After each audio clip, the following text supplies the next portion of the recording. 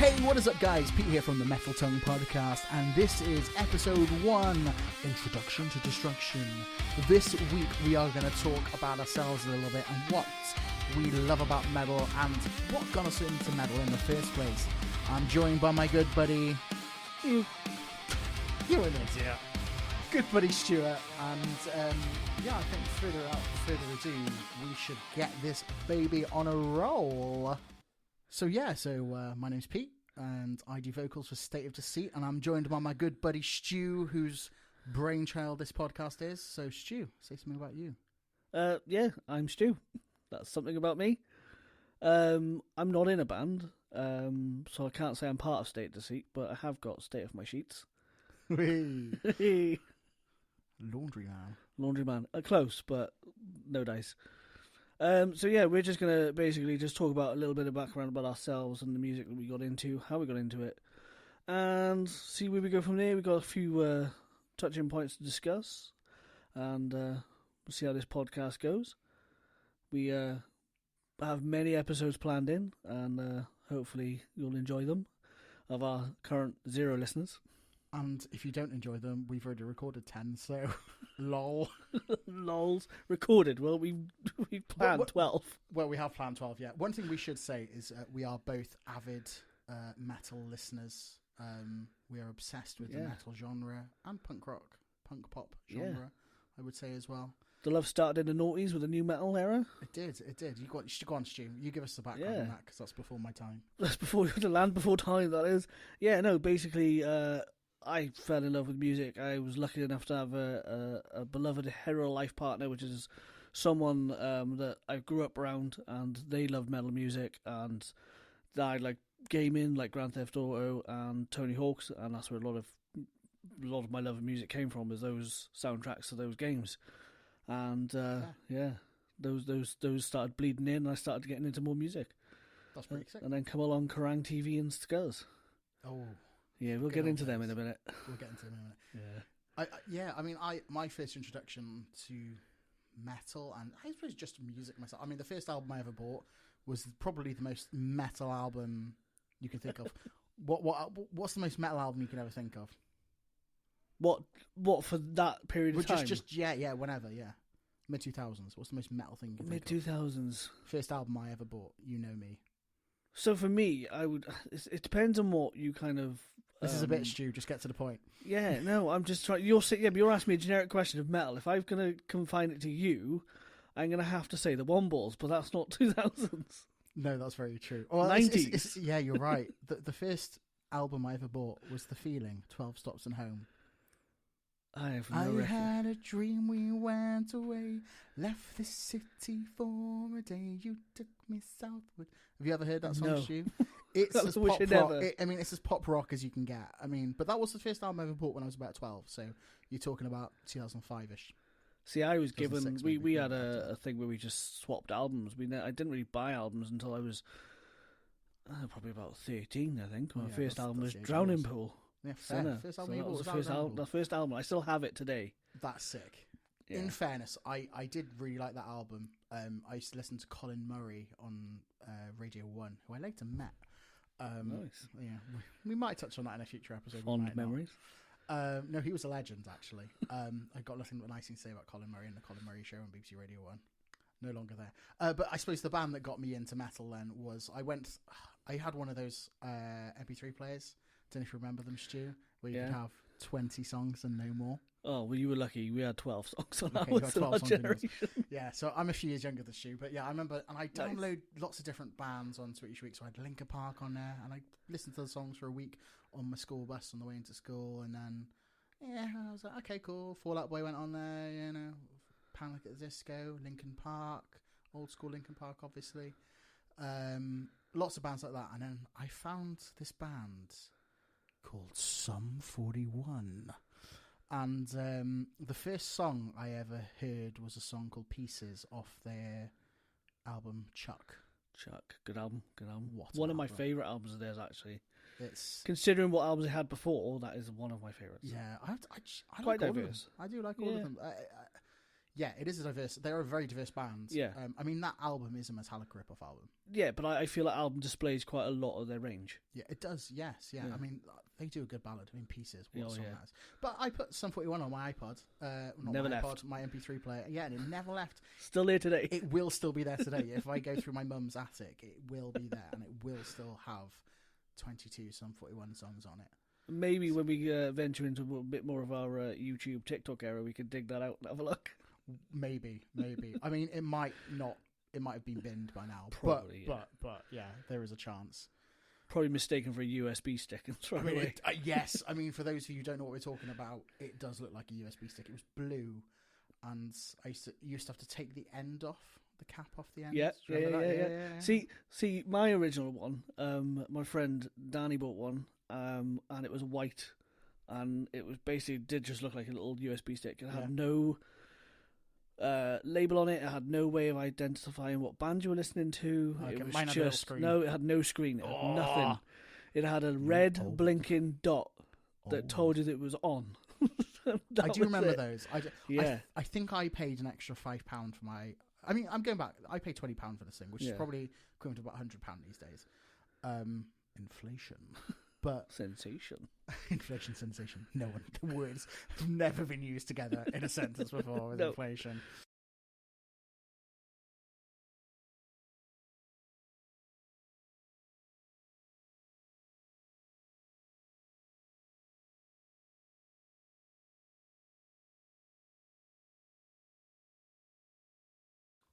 But the other way I used to listen to music, which was a little bit before then, was via cassette player. And I wasn't cool enough to have a Walkman or anything like that, so I went from cassette player to MP3. I skipped out the whole millennial MP3 Walkman generation. I can guarantee you had a CD player. Yeah, I was going to say, how did you manage to skip that generation? That was a generation of wrapping your headphones around the round so you could get them to work, because they would Yes. never work. And you used to have anti-skip, but every time you stepped, it would skip. I never had that problem, see. Even with tape, and tape is notoriously bad for like stuff. But yeah, no, I used to have a lot of reggae on my days. I mean, I didn't really find metal until Chuck Sum 41, but I mean, actually proper metal until I was like 18, 19, so I was a bit older getting into it. Yeah, to be fair, we'll cover some of the earlier We stages will. of music a bit on, because I've got a very embarrassing story to confess to that you probably never heard of before. Oh, I can't wait for Yeah. this. This will be good. But yeah, going back onto that, yeah, we had the CD player, battery powered, of course. Rechargeable things weren't a thing. But yeah, no, I had a Walkman. We had a Walkman. We had the tapes. But yeah, but my main media of music, I was sitting at home when we finally got Sky TV, and we would just listen to the music channels, the good old like Scuzz, Kerrang, and MTV Rocks. Just skipping through all those channels and yeah, getting onto them and finding new artists and music. And I suppose that's where Linkin Park probably came along for me then. Linkin Park, one of the greatest bands of all time. Generational.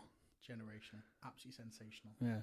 That's probably one of the first albums I listened to where I could just go from start to finish for the first time. Yeah. What Yeah. albums would that have been, Stu? Hybrid Theory. Hybrid Theory. Hybrid Theory. You didn't have to think about that at all. Not a chance. But yeah, but sadly those times have gone now, and the whole new platform of listening to music has changed dramatically. It's colossally different. Back when bands used to make money as well.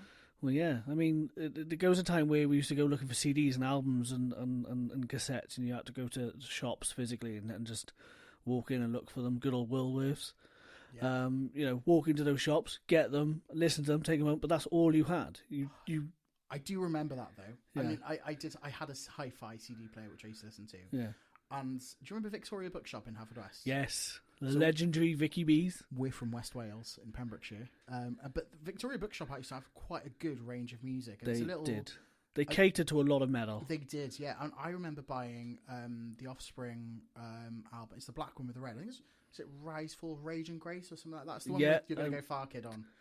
Oh, that was a Yeah. good album. I enjoyed that. I liked that one, but it wasn't one that stuck out for me. I think I liked it because it was an album that I found and liked, and I hadn't really listened to them before, so that's probably Yeah. why. And I was in my punk pop era then, so it was peak you know. And I used to think, I'm going to go far, kid. So, Look at you now, kid. yeah, and I didn't go that far, did I? 12 miles. But, you're going back to, like, Vicky B's, as we always used to call it, because we were cool back then. And, we'd obviously browse what CDs were there, but, like, a lot of the times I'd go to my mates or my cousin, borrow CDs. And I remember a time where I borrowed 2 CDs. And again, like you said about the hi-fi system, I used to listen to music when I used to go to bed, as a little kid. I used to put the music on and fall asleep to the music. And the 2 albums that I borrowed was The Offspring, Conspiracy of One. Okay. It's a great album. Fantastic album. And Slipknot, Iowa. And I can remember it because it was the embossed special edition. Ooh, so it had like a shine to it. And and I thought, right, I'd give Slipknot a go. It was the first time I thought, right, let's try this. Let's see what they're all about. Because I liked My Plague, one of the songs they released for Resident Evil films. Okay, yeah. And I was obsessed with that one. And I put the CD in, closed my eyes, ready to rest. So you can picture the scene, innocent little child sat there in bed, going to sleep. There's nothing innocent about you, Stu. Nothing, not these days anyway. But and then the intro of 515. It's got brackets on either side, but I don't know how, whether you pronounce the brackets, I just 515. No idea. And it was just snarling, growling, visceral noises of men screaming into the microphone, which I just imagine is just gory, but it was I happened to listen to that the other day, and it's not what I expected. It is pretty scary for a kid. It sounds like something you might find on an adult website. An aggressive adult website. Very aggressive. A German adult website, we'll say. The Germans like this. Yes, they do. They like this. I don't know if I'm Borat. It's not German. Excuse the accent. I'm sorry for anyone German. We'll just ignore that. That didn't happen. I won't do any more accents. No, you're banned. You're barred. But yeah, so I swiftly put The Offspring in because it was so much more soother. It was, and yeah, like you, I kind of started with the punk rock, a little bit of like new metal started coming in, and that's where it started building with the new metal, and it snowballed from there, But before all that, though, Pete, I will have to confess something to you. What? I was an avid Britney Spears fan. I was going to say that as a joke. I could sing album front to back. You can sing an album front to back? Yeah, Britney Spears. Probably, yeah. My daughter's tested me on it. She thinks she's embarrassing me, but I'll blare it in the car and I will sing the songs to embarrass her. This sounds like a good time to plug our short form content, Stu, doesn't it? So we are going to be on TikTok. Yeah. So you can follow us at the Metal Tongue Podcast. I'm still trying to work that out as an old man. I have no idea what the fuck I'm doing. No, I don't have a clue what I'm doing. It's hard. But what we're going to do, you're hearing it here first, and Stu's hearing it for the first time. Stu is now going to dance along to Britney Spears' song. I'll try and sing along to it, yeah. Just a little snippet of it because of copyright. But that's going to go on to the... I had a wall full of posters of her as well. Wow. Did she have hair at that point, or had she gone through her? I mean, to be that fair, was before her mental phase. It was. I think that's where she lost me. I mean, she did. Yeah. Well, we've all got moments. Have you seen the documentary? No. Bless her. No. It's not all her fault. No. I think I have, but no, I can't recall it. If anything, maybe I've blacked it out. Maybe it's too traumatizing for me. Maybe. But I have a confession for you, Stu. There's a song I know front to back in multiple languages, and I know you know what this is. And I believe I've heard you sing it. It's the Numa Numa song. Numa. Numa Numa ki potao shi drakostadinte. Yeah, that's not even the English version. No, that's a Romanian version, but I also know the English version as well. So we've all got our past. We've all got our past, yeah. Let's not dig those up anymore. No, but it's out there now. It is out there, yeah. And so what you have to do is, if we get 100,000 listeners on this podcast, we will perform these songs on a podcast or on YouTube Live or something like that. We'll perform them for you in full. So I hope to God we don't hit that goal. But only at 100,000. When it hits 100,001, no. What have we got next, Stu? What we've got next, obviously, is talk about a bit more about our, our gateway bands of like punk rock, So for me, going back to listening on tape, like you said earlier, about the little tape players. Now, do you remember being able to record blank tapes from the radio. Yeah, I remember doing the first. So I'm not that old then. No, no, the first time I ever did that was recording. So this is so tangent based, but first time I ever did that was not for music. It was after my grandfather died, who was an avid bird watcher, and what I ended up doing for his funeral was recording bird song. But the problem was it would go, the golden finch, and then do the bird noise. God. The greater speckled woodpecker, and then play the bird song. So I was there for a full morning pressing record, stop, record. So it was just the bird song. So that was my first experience of that. What was yours, Stu? That was a lot. Mine's a little cooler than that, but that is nice. The sentimental is very sweet. But I could just like 13, mate. I could just imagine the pausing and recording. But for me, it was listening to the radio where I wasn't really sure what I was liking at the time for music. I didn't know where music would take me, and the radio started playing Sum 41, and I think it was Fat Lip, and I remember just looking everywhere for a blank tape to quickly record this song so I didn't lose it forever. Yeah, and I remember slamming the tape in, quickly recording it, and I had like the last 30 seconds of the song, and I'd listen to that. Because it was before I was buying music then. So I was just milking it from the radio for what it was worth. And a lot of the radio back then didn't play a lot of our music, so it was more like punk rock stuff. You like Wheatus and things like that, you know? Yeah. Blink-182 come through now and again. Blink. Oh, God. Yeah. That's not a bad oh, God, by the way. That's just... just trauma of the times. I'm just... Part of me's a bit gutted that I'm not a bit older and I didn't get to sort of witness some of these bands at their sort of like peak in their when they were in their mid to late 20s, when they were just on top of the world. That would have been something to see. I mean, you're not old enough for that either, Stu, are you really? To have actually gone and experienced them in concert, because I know like going to gigs and stuff is that's something we both like to do. I only started really going to gigs in my 20s. My first gig was actually can you guess who my first gig was, Stu? Oh, do you know what? I want to say something really daft. No. But I'm drawing a blank. Sum 41. Was it Sum 41? It was Sum 41. I was going to say something really camp, you know? And, like Westlife or something. I got there really, really early. At like 11 o'clock in the morning. Did you camp outside? Well, I stayed outside the venue the whole day. The whole day. Oh my God, that is pathetic. Alright, I'm sorry, Stu. But Sum 41 being the cool guys they are, right? Derek Whibley walked past and... came back and I said hi, got to meet him. Fangirled out.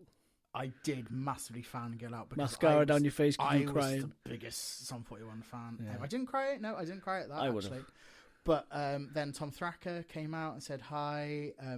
Steve-O came out and said hi. Cones came out and said hi. That is wicked. So that was quite cool. I mean, to be fair, Steve-O I met outside the bus because I just happened to go to the toilet because there was still no one there. There's like 3 o'clock either. It was just me basically there. And the backstory to that, my dad had died the year before, and so that was my first like gig experience as well. My hearing's never been the same. But yeah, the other cool thing was I don't know if you remember this song at the end of Fat Lip. They've got that song "Pain for Pleasure." Yeah. Pain for pleasure. Yeah, well, Sum 41 performed that song last. Yeah, and Steve-O 32, former drummer of Sum 41, he's got a YouTube channel called Steve-O 32. Which is quite interesting. But he leant forward after singing that song and gave me one of Derek Whibley's picks. And that was really cool. He gave me a high five and said thanks for coming. And give you a kiss on the cheek. He may as well have done. And I've still got that pic somewhere. Don't know where, but somewhere. That's a little yellow one. You can get like frames for those. I know. I don't know where it is. Special frames for those. No idea. I got loads of pics in my early 20s. But yeah, I didn't go to another gig then until I was like 18, 19 when I went to uni then. And then those gigs onwards were basically metal. But yeah, that was my first ever gig. Mine, surprisingly, was Ozfest. Was it? Yeah, 2010, Ozfest. In London. Me and my wife went up to London. Yeah, well, Ozfest is like a touring festival. Okay. Where was it then? It was in the O2. Yeah. What is the O2 now? I don't know what they call it now. The O2.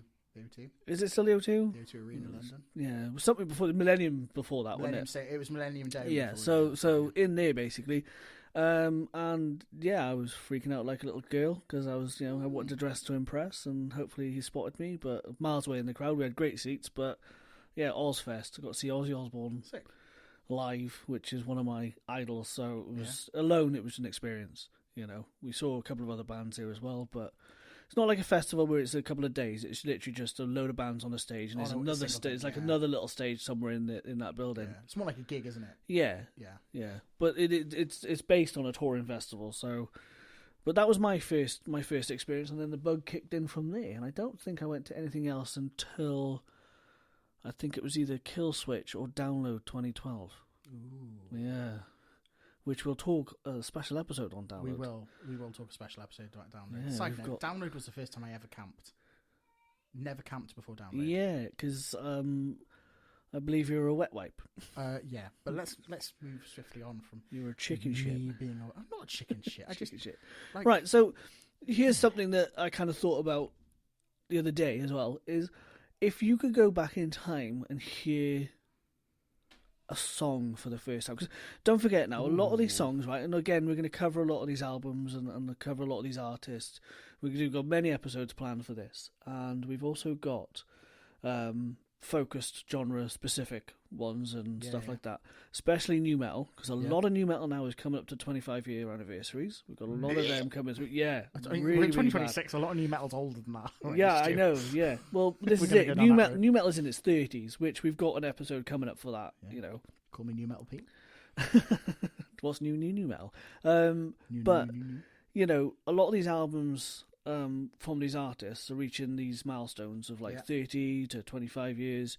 Absolutely. But going back, what would be like an album that you would listen to? Because there's so many. There were so many good albums that came through that era. Basically, you've got bands like Slipknot, you've got System of a Down, you've got Korn, Linkin Park, Limp Bizkit. You've even got Stained, these other different level of bands that some people might not be aware of, and you've got Papa Roach. There's so many to mention.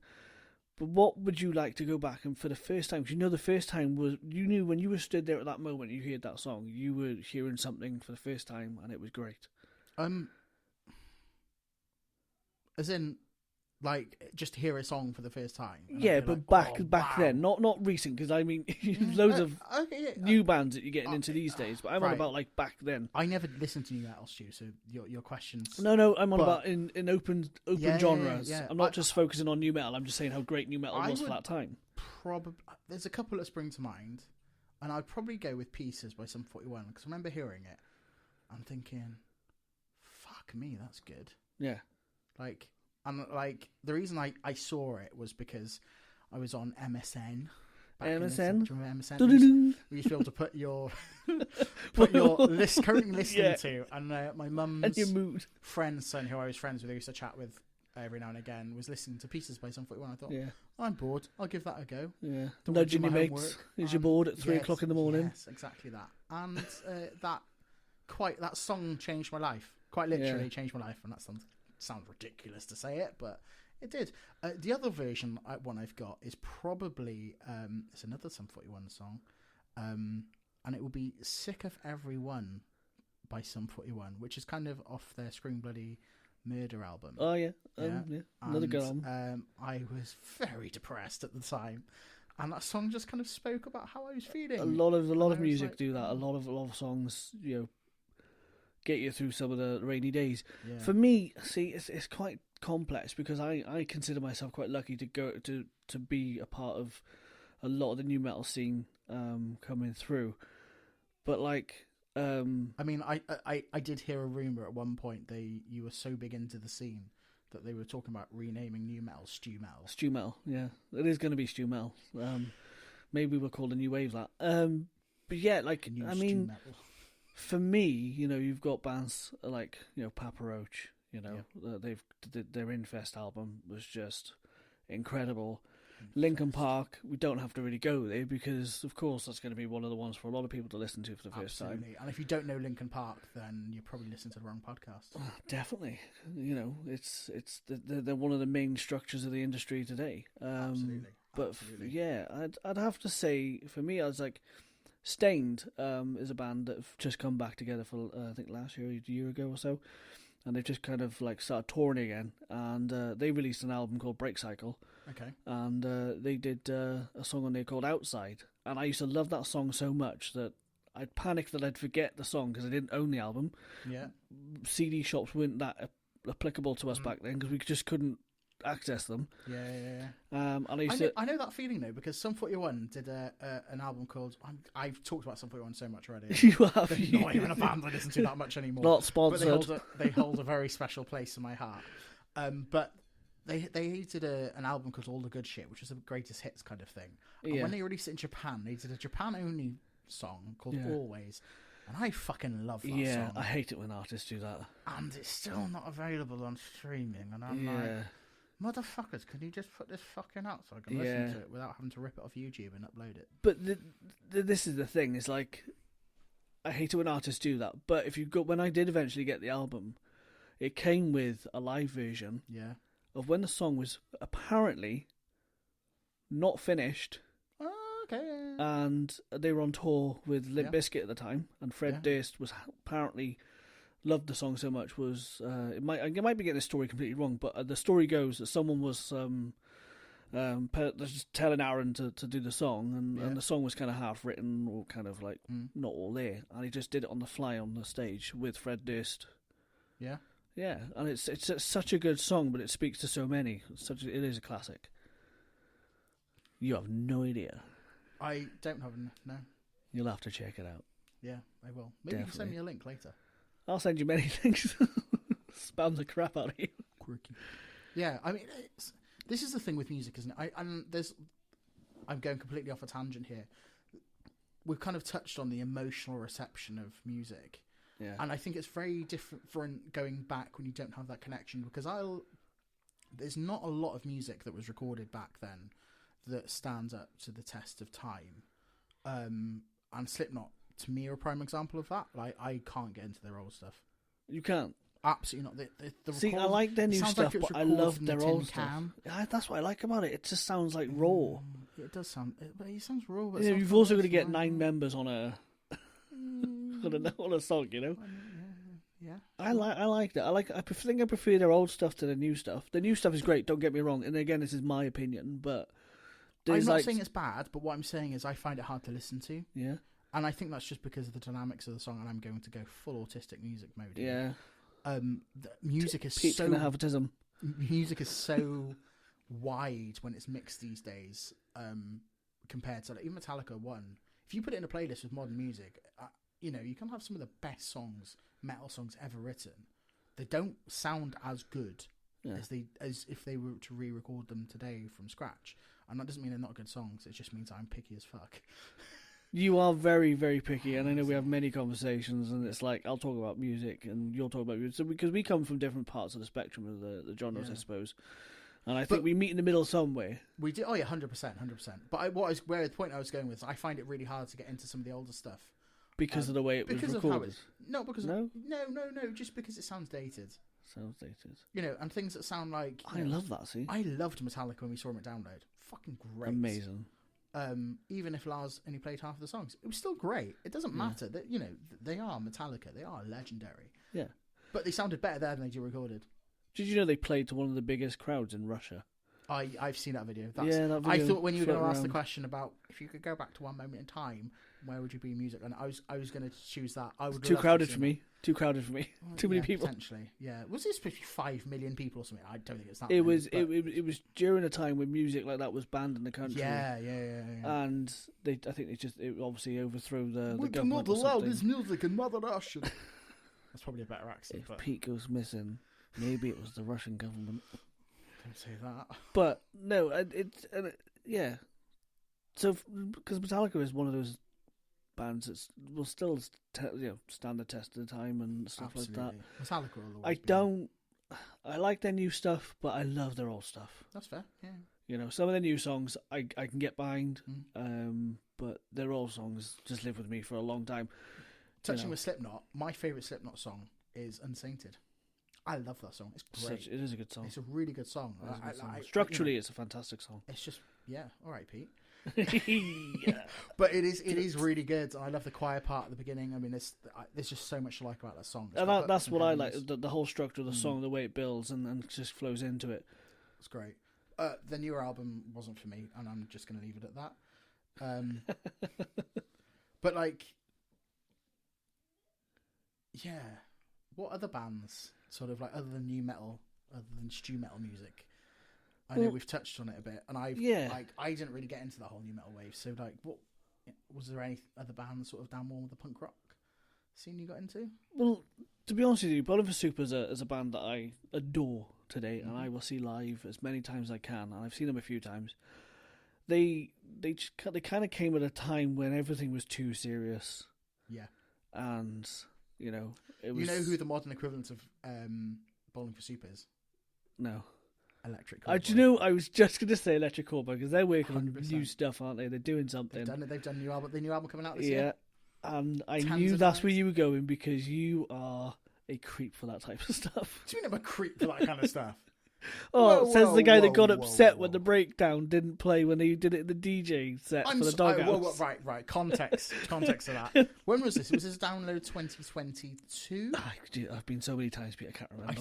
I think it was download 2022, and the Doghouse. It's the year the Doghouse was outside. It was outside with the Class. containers. Loved it. It must have been 2022. I didn't like it. It freaked me out. I enjoyed it. I felt too exposed. I enjoyed it. I like being in a dark, dingy tent where no one can The recognise music me. didn't sound as good. It No. wasn't as loud, but that might be because it was outside. One thing I would say is that if you're a DJ and you're about to play a breakdown and you don't play a breakdown, then you are the biggest prick tease of all time. You were ready for that. I wasn't even there, and I heard about it, and I could just picture you. And do you remember this? Our Scottish friends did exactly the same thing. I was don't do that. You can't not play that bit. I was quite happy at the camp, just chilling out. I believe mate, I had the kids there, fuming. so I was fucking bouncing. and I remember hearing about it in the morning, and I was like, I could just picture you being so upset about it. I've not been to the Doghouse since. you barred yourself. Fuming. I personally think there's a lot of misconceptions on people that love metal music, because you can easily say, like I think my son went to a gig in Carmarthen the other day, and Marvin, yeah, the parrot, great metal scene. Loads of metalheads walked out that gig. the parrot. I don't know where it was, but it was next to a church. Yeah, the parrot. Oddly, Played them many a times, but not with my current band. yeah, and he come back and he got in the car and he was dressed up and all of his gear and stuff, and he had a bit of a gothic look about him and stuff like that, and he was walking with his friends, and the story goes that people say, oh yeah, here comes the Suicide Squad, and think that metalheads are just doom and gloom and sad, and I mean, where else can you be with 100,000 people walking back to camp singing the Backstreet Boys? Absolutely. We were in that crowd, and I remember looking at my daughter, and my daughter was really confused because she was just confused, It was such a cool. Yeah. And everyone was singing it. It wasn't just like, a drunk guy in the corner. It No. was the whole crowd, and they were word for word knew it. Brooklyn Nine-Nine's so good for that. I mean, it definitely is given that some true resurgence. But yeah, I 100% agree. I mean, yeah. I mean, even other music, it's, I'm losing my train of thought. But between songs, it's not always rock and metal music that's played. No, we've had McFly at download, which that was packed out. Well, I was meaning the sort of like between songs, between band songs. There's the one that I remember going to a gig, and I can't remember if it was Motionless in White gig recently in Cardiff, or if it was Plotting New end of last year in Birmingham. But they were playing that song. We like to party. The Venga Boys. They were at download. They were at download. This is what I mean. You've kind of got to just realise that, just because we wear black clothes and the bands we listen to scream a lot doesn't mean that we don't like different things. One of our closest friends is a massive Celine Dion fan. Yes. A massive. And if you listen to his other music on the other side of the spectrum, he's listened to songs like Hammer Smash Face. Yeah. And then his heart will go on with his true love. He went to see Celine Dion. He has. London, yeah. He has ticked And that he box. Was very happy. He definitely has. I was going to say, have you heard of August Burns Red? Yes. They have a very good T-shirt, and it says, angry music for happy people. So And that's I a good think one. that sums up metalheads perfectly, and we've gone completely off a tangent. We have, because I think we've kind of everything covered our little blurb of topics. But yeah, I mean, we've touched on Download far more than we probably planned to, probably because Download is approximately about a month away, isn't it? I think it is actually a month away today, I believe. Is it actually that thing? I Wow. believe I saw it on Facebook today. So, yeah, it is. It's literally a month from today. Excited! Yeah. If you're going by the Friday, a lot of people will go by the Wednesday, but if you go by the performance days. Yeah, I mean, the music stage starts, days. doesn't it? I mean, the older I've got, I mean, like, I used to love going to the village, and Oh, God. I'm too old for the village. yeah, I was just going to say, I'm like... I am so... Yeah, there was a day where I'd be all night in the comedy tent, all night in the doghouse, crawl, just roaming around Download with my pocket full of beers. Absolutely. I literally would wear clothes so I could optimize how many beers I had in my pocket. It's I mean, yeah. We should touch on this in a future podcast. We will. We've actually got one dedicated to that, and hopefully we'll get that out before H2. You know what we should do? We should do one dedicated to before and one dedicated to afterwards. I think that's a really shit idea. What I think we should do is do an episode before the festival and then one after. That's it. To add some context there, I just had to do a little cut because Stu started playing some random shit music, and I said, 3, 2, 1, go, Stu. Yeah, make sure you just agree with my idea, and then he's just come back with that. So On the fly. On the fly. Pretty fly for a white guy. I'm always one step ahead of you. I suppose I'm gonna add a segment in that we've not even thought about. Go for it. Give a song for everyone to check out this week, Stu. Give a song for everyone to check out this week. I have one lined up if you want a few minutes to think about it. Yeah, you go first. Okay, so I found this band a little while ago, completely by accident, and they released a song, and it's an old song. I say old. It's from 2021, and it's called "Drag Me the Rain" by Blood Red Hourglass. And it's not normally the sort of stuff I'd listen to, but that is my recommendation for you to check out this week. It's a little bit kind of thrash, power metal-y, metal goodness. It's a banging song, I will say. Funny story, actually. I sent it to my mate David, who's bassist in my band. Plug. Called State of Deceit. And I sent it to him ages ago, and I was like thinking about it the other day. I was like, I couldn't find it, so I spent about an hour scrolling through all the crap I'd sent him to find it, and I found it, and I was so pleased, so pleased. But yes, so that my Pete's recommendation for week 1 of the Metal Tongue podcast is "Drag Me the Rain" by Blood Red Hourglass. That's so Stu, what's yours? cringe. Just kind of looking at my recents on my Spotify playlist, but Doesn't I'm have going to to be go recent. with. No, I was just kind of generating some ideas because I didn't know you were going to throw that at me. Well, no, I But thought that would be fun to do. Would have to say "End of Transmission" by In Flames. Stu's recommendation is "End of Transmission" by In Flames. Such a catchy song. Yeah. So It's off their new album. It's a fantastic album. I would say if you think there's any music you should check out, you should comment on our Facebook or on our social media under posts, and we will get to it and check it out. Yeah, If we don't definitely. feature it, doesn't mean it's not good. Just We come means back to it maybe. We'll Maybe, yeah. see how we We'll go. do a review. Yeah. Anything Pete will else? review because Pete's tism for music and he'll be able to review everything. I'll just say, good or bad. Yeah, fine. Anything else you want to plug, Stu? No, I've got nothing to plug, to be honest with you. I'm not Apart really from your into... I'm not really in a band. I am the unofficial roadie for State of Deceit. You are. You help with a lot of shit. I'm not really listed or paid yet, which kind of sucks. I'm not paid yet, mate, so don't get your hopes up anytime soon. But one day, I might get a paycheck from him, and that'd be cool. Happy birthday for 2 days ago, Stu. Yeah, I'm gonna well, plug yours is that. coming up as well, so It is, yeah. count your chickens. This will come out after then, so it's fine. You son of a bitch. I suppose that draws us to an end. Yeah. There we are. So, without further ado, you've been listening to the Metal Tongue Podcast.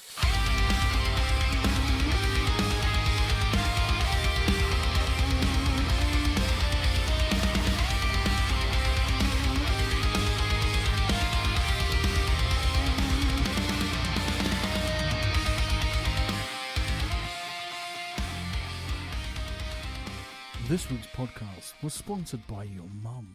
For more sponsorship opportunities, contact the Metal Tongue Podcast at gmail.com. I'm fucking recording. You're yawning away. You normally do. You twat. You normally do this. So you've put up with Stu breathing heavily for the whole podcast if you got this far, and I'm trying to record a funny bit. I'm breathing for my life, Peter. If you want to contribute, drop us an email at themetaltonguepodcast at gmail.com.